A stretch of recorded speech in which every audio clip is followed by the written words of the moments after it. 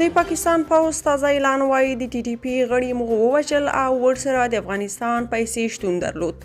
دا چې پاکستان بیا څه لوبه شروع کړې، جزئیات هم دلته وګورئ او چینل سبسکرایب کړئ.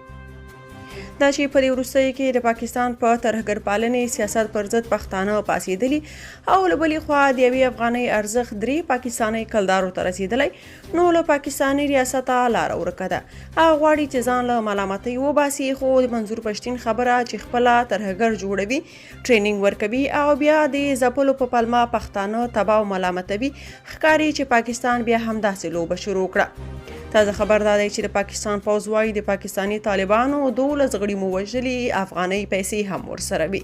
د پاکستان پوځ ادعا کوي چې د چهارشنبې د ورځې په سهار فبروري پر 8 د سلواغې پر 19 په یو لړ عملیاتو کې د تحریک طالبان پاکستان پورې تړلي 12 ترهګر وژلي دي. د پاکستان پوځ وایي چې دا عملیات د خیبر پختونخوا په نسبتا نام نسیمه کې شوي او دوی ته استخباراتي معلومات ورکړل شوي وو چې د طالبانو دا غړي هلته دي.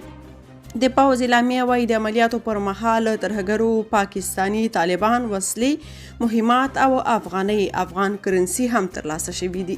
د پاکستان پوځ د وژل شوو کسانو هویت نه دی څرګند کړی. افغانان بیا وایي یا د لاندې افغانستان او د طالبانو د حکومت د بدنامۍ لپاره شوی دی، ځکه په دې کار سره له یوې خوا پر افغانیو د نړیوالو باور خرابېږي چې ګنې ترهګري کاروي، او له بلې خوا د پښتنو وروستۍ لاورینونو ته ښایي چې ګنې پوځ د ترهګرو پر ضد اقدامات کوي، همدارنګه افغانستان د ترهګرو مالی ملاتړ کوونکی وښایي.